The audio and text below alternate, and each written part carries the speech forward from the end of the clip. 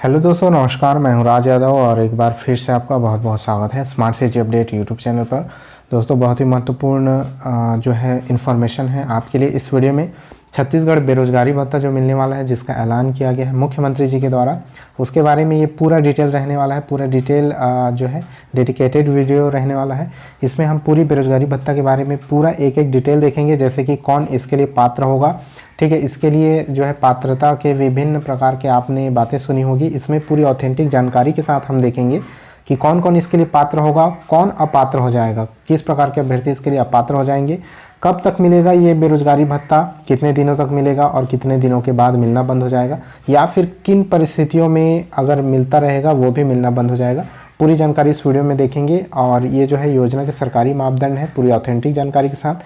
अगर आप चैनल पर नए हैं तो जल्दी से चैनल को सब्सक्राइब कर लीजिएगा, क्योंकि इस चैनल पर आपको हर एक जानकारी बिल्कुल ऑथेंटिकेशन के साथ दी जाती है। बगल वाले बेल आइकन को प्रेस करके ऑल पर भी सेट कर दीजिएगा, ताकि जब भी आगे वीडियोस अपलोड की जाए तो सबसे पहले नोटिफिकेशन आप तक पहुंच सके।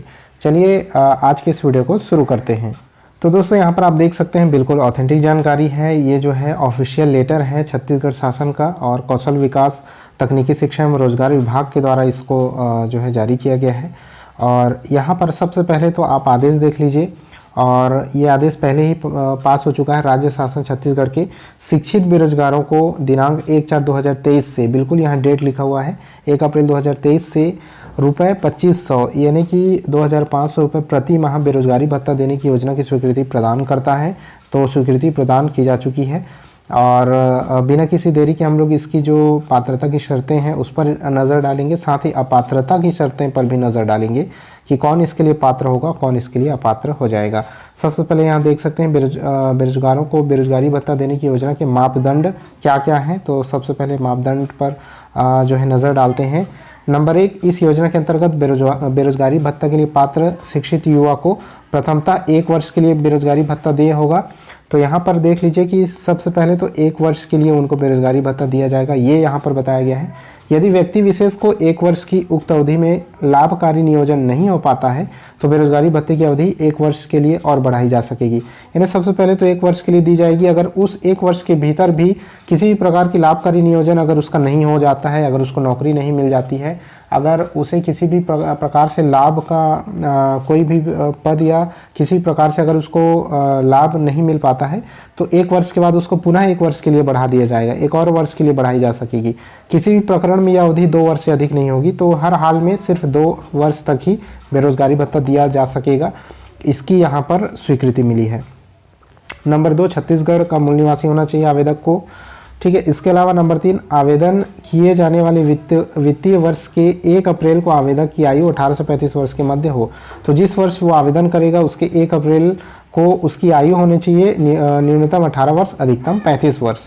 इसको याद रखिएगा। नंबर 4, आवेदक मान्यता प्राप्त बोर्ड से न्यूनतम जो है 12वीं उत्तीर्ण होना चाहिए, शैक्षिक योग्यताधारी हो, यानी कि 12वीं उत्तीर्ण उसको होना चाहिए कम से कम। नेक्स्ट है, जिला रोजगार एवं स्वरोजगार मार्गदर्शन केंद्र में पंजीकृत हो एवं आवेदन के 1 अप्रैल को हायर सेकेंडरी अथवा उससे अधिक योग्यता में उसको रोजगार जो है रोजगार पंजीयन न्यूनतम 2 वर्ष पुराना हो।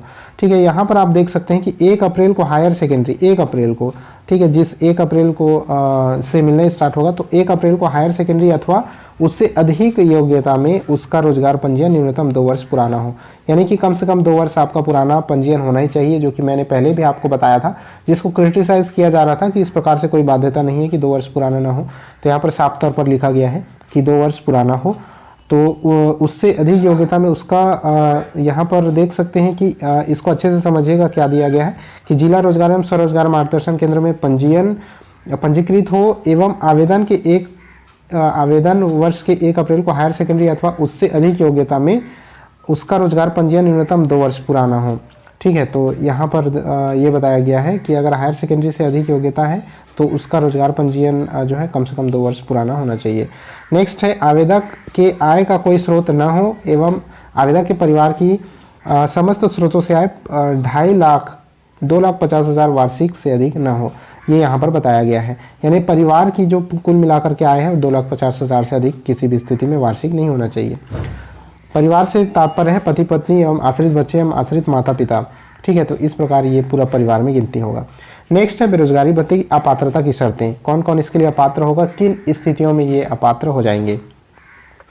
निम्नलिखित मापदंडों में आने वाले व्यक्ति योजना के लिए बेरोजगारी भत्ता प्राप्त करने के लिए अपात्र हो जाएंगे। कौन कौन अपात्र हो जाएंगे, ध्यान से देखिएगा। पहला नंबर है, एक परिवार से एक ही व्यक्ति को बेरोजगारी भत्ता दिया जाएगा। यदि परिवार के किसी व्यक्ति को बेरोजगारी भत्ता स्वीकृत किया जा चुका है तो दूसरा व्यक्ति अपात्र हो जाएगा, यानी एक परिवार से सिर्फ एक व्यक्ति को ही बेरोजगारी भत्ता दिया जाएगा। नेक्स्ट है, आवेदक के परिवार के किसी भी सदस्य को केंद्र अथवा राज्य की किसी भी संस्था अथवा स्थानीय निकाय में चतुर्थ श्रेणी या ग्रुप डी को छोड़कर अन्य नौकरी होने पर ऐसा आवेदक बेरोजगारी भत्ता के लिए अपात्र हो जाएगा। तो अगर किसी की चतुर्थ श्रेणी या ग्रुप डी की नौकरी है तो वहाँ के व्यक्ति जो है उस परिवार की के आवेदक जो है बेरोजगारी भत्ता के लिए पात्र होंगे।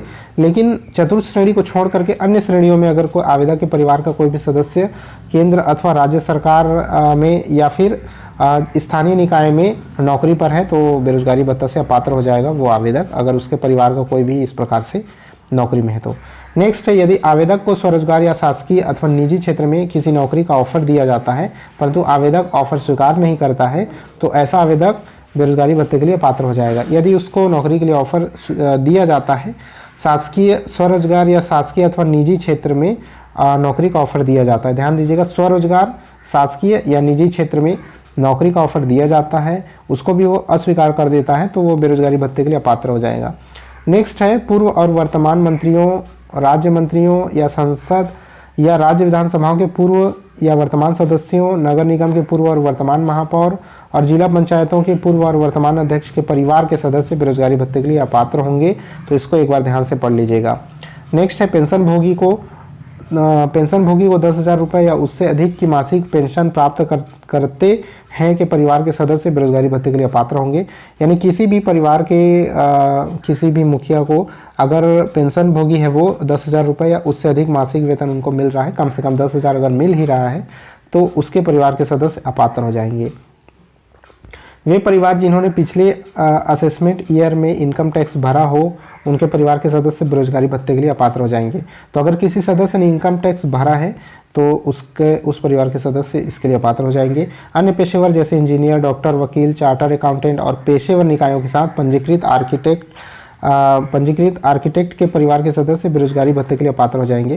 तो ये जो उनका जो पंजीयन होता है निकायों के साथ, जैसे कि इंजीनियरों का होता है, डॉक्टर्स का होता है, उनके निकाय के साथ पंजीयन होता है, उसमें वकील, चार्टर्ड अकाउंट और पेशेवर निकाय के साथ पंजीकृत आर्किटेक्ट के परिवार पेशेवर निकायों के साथ पंजीकृत आर्किटेक्ट के परिवार के सदस्य बेरोजगारी भत्ते के लिए पात्र हो जाएंगे। यानी कोई भी पेशेवर इंजीनियर है, डॉक्टर है, वकील है, चार्टर्ड अकाउंट है या फिर आर्किटेक्ट है तो उसके परिवार के लोग इसके लिए पात्र हो जाएंगे। आगे देखते हैं बेरोजगारी भत्ते की स्वीकृति की प्रक्रिया किस प्रकार से है। बेरोजगारी भत्ते की विस्तृत योजना के प्रति रोजगार विभाग एवं पंचायत एवं ग्रामीण विकास विभाग तथा नगरीय प्रशासन विभाग की वेबसाइट पर उपलब्ध रहेगी। इसका प्रचार प्रसार समाचार पत्र एवं अन्य माध्यमों से भी किया जाएगा। तो कहाँ पर उपलब्ध रहेगी, वेबसाइटों का नाम यहाँ पर दे दिया गया है। संबंधित जनपद पंचायतें एवं नगरीय निकाय सभी आवेदकों का पूर्ण रिकॉर्ड रोजगार विभाग द्वारा निर्धारित प्रपत्र में अपने पास रखेंगे। नेक्स्ट है, संबंधित जनपद पंचायत एवं नगरीय निकाय द्वारा आवेदन का परीक्षण कर यह निर्णय लिया जाएगा कि आवेदक बेरोजगारी भत्ते के लिए पात्र है अथवा नहीं। नेक्स्ट है, पात्र आवेदकों को बेरोजगारी भत्ते की स्वीकृति संबंधित जनपद पंचायत एवं नगरीय निकाय द्वारा जारी की जाएगी एवं उनकी ऑनलाइन प्रविष्टि संबंधित निकायों द्वारा की जाएगी। तो ऑनलाइन प्रविष्टि संबंधित निकायों द्वारा की जाएगी जो भी आप आवेदन करेंगे उसका, ठीक है। तो इस प्रकार है, जिन आवेदकों को जनपद पंचायतों और नगरीय निकायों द्वारा बेरोजगारी भत्ता स्वीकार किया गया है उन्हें बेरोजगारी भत्ते की राशि सीधे उनके बैंक खाते में रोजगार विभाग के द्वारा प्रतिमाह अंतरित की जाएगी। तो आपके बैंक खाते में ये हस्तांतरित कर दी जाएगी। यदि बेरोजगारी भत्ता प्राप्त करने वाले किसी प्रकार का रोजगार प्राप्त हो जाता है तो वह बेरोजगारी भत्ते तो अपात्र हो जाएगा, ठीक है। अगर आपको बेरोजगारी भत्ता मिल रहा है, फिर आपको अगर नौकरी मिल जाती है, जॉब मिल जाती है, रोजगार मिल जाता है तो आप अपात्र हो जाएंगे और उसे तत्काल संबंधित जनपद पंचायत नगरीय निकाय को सूचित करना होगा और तत्पश्चात संबंधित जनपद पंचायत नगरीय निकाय द्वारा उन्हें बेरोजगारी भत्ता बंद करने का आदेश पारित किया जाएगा और बेरोजगारी भत्ते की राशि उन्हें अंतरित करना बंद कर दिया जाएगा। तो आपको सूचित कर देना है, अगर आपको नौकरी मिल जाती है तो तत्काल सूचित करना है कि मुझे नौकरी मिल गई है, फिर आपका बेरोजगारी भत्ता तत्काल जो है बंद कर दिया जाएगा। संबंधित जनपद पंचायत नगरीय निकाय हर 6 माह में बेरोजगारी भत्ता प्राप्त करने वाले हितग्राहियों की जाँच यह सुनिश्चित करेगा कि वे अभी भी बेरोजगारी भत्ता प्राप्त करने के पात्र हैं या फिर वो अपात्र हो गए हैं। अपात्र हितग्राहियों को नोटिस जारी कर सुनवाई के पश्चात अपात्र होने की स्थिति में उनका बेरोजगारी भत्ता बंद करने का आदेश संबंधित जनपद पंचायत या नगरीय निकाय पारित करेंगे तथा उन्हें बेरोजगारी भत्ते की राशि प्रदान करना बंद कर देंगे। जिन लोगों को बेरोजगारी भत्ता स्वीकृत किया जाएगा उन सभी व्यक्तियों को कौशल विकास प्रशिक्षण का ऑफर दिया जाएगा। ठीक है, बेरोजगारी भत्ता स्वीकृत किया जाएगा, जिनको भी बेरोजगारी भत्ता मिलेगा ये पात्र हो जाएंगे तो उन सभी व्यक्तियों को कौशल विकास प्रशिक्षण का ऑफर दिया जाएगा। ध्यान दीजिएगा, कौशल विकास प्रशिक्षण के पश्चात उन्हें रोजगार प्राप्त करने में सहायता की जाएगी। यदि वे कौशल विकास प्रशिक्षण में भाग लेने से इनकार करते हैं या ऑफर किया गया रोजगार स्वीकार नहीं करते हैं तो उनका बेरोजगारी भत्ता बंद कर दिया जाएगा। तो इस पॉइंट को अच्छे से एक बार पढ़ लीजिएगा, थोड़ा सा इसमें आप कह सकते हैं कि विरोधाभास है। ठीक है, तो उनको बेरोजगारी भत्ता जिनको भी स्वीकृत किया जाएगा यानी पात्र माना जाएगा तो उनको जो है कौशल विकास का प्रशिक्षण भी दिया जाएगा। कौशल विकास प्रशिक्षण के बाद उनको रोजगार प्राप्त करने में सहायता की जाएगी और अगर वे प्रशिक्षण में ही भाग लेने से इनकार कर देते हैं या ऑफर किया गया रोजगार स्वीकार नहीं करते हैं तो उनका भत्ता बंद कर दिया जाएगा। ठीक है, तो इस प्रकार ये पूरी जानकारी थी, एक एक पॉइंट को मैंने पूरे विस्तार से और सरल भाषा में आप लोगों को समझाया है। अगर इसके बावजूद भी आप लोगों के मन में कोई भी डाउट है तो आप नीचे फिर कमेंट बॉक्स में कमेंट करके अपनी जो भी क्वेरी है वो आप लोग जो है रख सकते हैं। अगर ये वीडियो पसंद आया होगा तो लाइक कर दीजिएगा, अपने सभी दोस्तों तक शेयर अवश्य कर दीजिएगा ताकि सभी तक ये जानकारी पहुंच सके। इसके अलावा चैनल पर नए हैं तो चैनल को सब्सक्राइब कर लीजिएगा ताकि आपको आने वाले समय में ऑथेंटिक सोर्स से जानकारी मिल सके। मिलते हैं आपसे नेक्स्ट वीडियो में, तब तक के लिए जय हिंद।